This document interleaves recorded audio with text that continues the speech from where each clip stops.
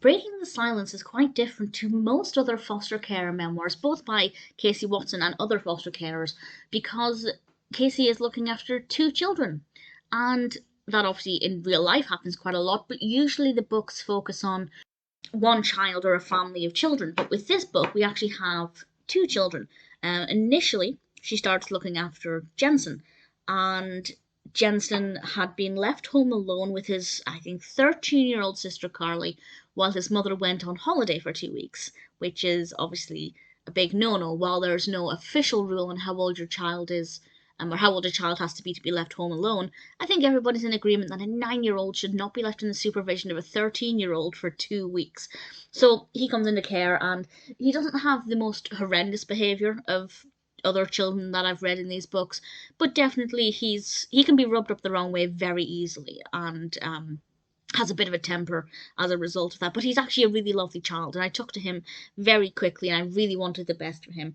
And about a third of the way through, Casey also starts looking after a boy called Georgie, who is the same year, or the same age rather, as Jenson. They're actually in the same class, they know each other, and this is actually mortifying for Jenson because Georgie has autism, and he's kind of picked on at school, and I'm sure you're aware of the kind of things people say to children who are slightly different to what they are, and Jenson doesn't want to be sharing a home with this child who everybody in his class picks on because obviously he's worried about people making fun of him.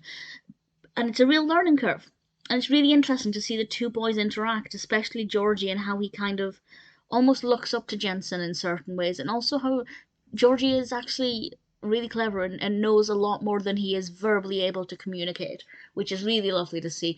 Georgie is also a big fan of Doctor Who, and I do want to point out that there is a small error literally right at the end of the book. This isn't spoiling the narrative at all, but right at the end, I think maybe even the last page, there's a quote from Georgie, and it's a Doctor Who quote, and then the book says, and that was a quote from the 11th Doctor to Rose. And I just thought, oh, you've managed to make me think you know what you're talking about all the way through the whole book, and then whoever's edited it has clearly just got some information wrong at the 11th hour, ironically, and attributed a quote from the Ninth Doctor to the 11th Doctor, and it really annoyed me as a Doctor Who fan. Obviously, it doesn't give me any distrust in the actual narrative itself, but as a Doctor Who fan, I thought, right at the very end, you fluffed up your Doctor Who quotes, so that irked me a bit, but obviously, in the grand scheme of things, not a big deal.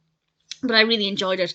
It was very moving, very emotional, really interesting to see how the narrative handles the balance between the two children, and indeed how Casey herself looks after the two children. We do see that when Georgie moves in, that her attention is taken away from Jenson, completely understandably, as Georgie has a lot of needs and she has to get used to his nuances and looks after, trying to work out how best to look after him and meet his needs.